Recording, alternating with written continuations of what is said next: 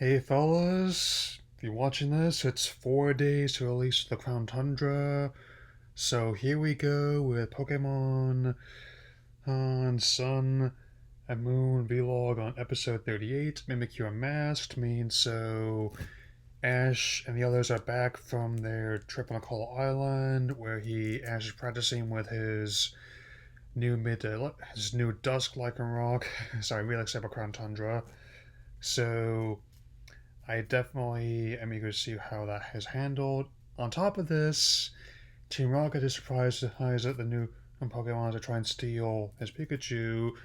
Who, and while Ash isn't fully synced up with his Rocky MC just yet, which will be a recurring thread not just in this episode but in season 2 once I get started with that.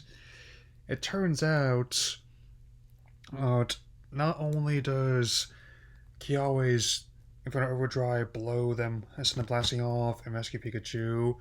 It separates Jesse and Mimikyu from James and Meowth and ends up damaging Mimikyu's cloak, so it definitely falls to Jesse to try to repair and to replace the garments. And one amusing note, you can tell the thumbnail, how not only is a shopping mall they land in, and actually a based on real life one, as well as the one from the games. It turns out it actually has the infamous inflatable Pikachu with the interesting features, so to speak, so it's on the thumbnail. Yeah. As Ash tries to acclimate to who the who the as to the new strength of his Dusk Lycanroc, there's a little bit of like a fashion montage. I actually really like how with Mimikyu's alternate forms trying on the different alternate outfits, especially given how all these fan arts of other Mimikyu forms, especially obvious ones like the other Pikachu analogs, like how if its cloak was based on Pichu, or Togedemaru, or Pachirisu, or Emolga, Plusle, Minun, and most recently Morpeko as well, man. And those side notes, I actually totally called it about how Morpeko becoming, like their Mimikyu of Journeys, so I guess Marnie will be happy about that one. Yep. Yep. On top of this, there's a band of Murkrow that keep trying to steal, from Jesse, as well as like both Mimikyu's cloak as well as like Malsaza. I was like, get out of here.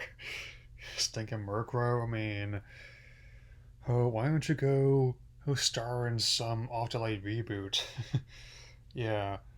So, Jesse is able to repair the cloak and make better before, and the skirmish with the Murkrow ends up destroying the inflatable Pikachu in the shopping mall, as well as the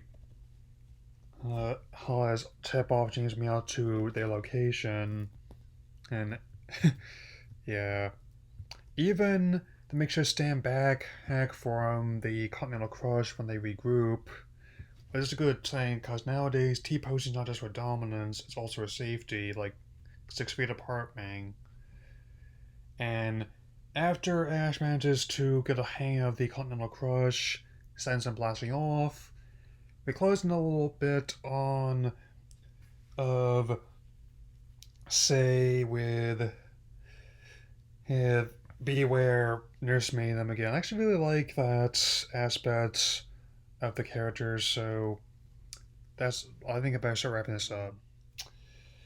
Well, this is another quick one because when I heard about the announcement of Quantum earlier this month, it kind of caught me off guard slightly, but thankfully the finale we already uploaded on launch day.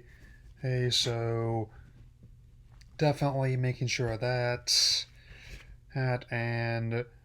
But with this episode, another fun little side trip, and once again, one of my favorite aspects about this series is to see what day-to-day life is like in the Pokemon world. Like, of course, Murkrow would be a nuisance at the mall when you're just trying to eat a malasada. I've had them; they're delicious. Of course, her suggested would try and take out Mimikyu for a day of beauty, or even fix Mimikyu's cloak. I mean, of course, first they would be practicing Z moves who's in the art of Pokemon Academy. And a lot of good energy animations turn around, especially the facial expressions, even if the copy on my Netflix profile I'm using to record this did have to cut the actual whole, whole near death of Meowth. I mean, that is kind of dark, I mean, I'll admit. But it's small potatoes compared to what I have in mind next, so I'll see you next time. Since I only have now 3 more of these left to do. Ooh, 3 or 4 more of these left to do before the Crown Hunter launches. So, Alola.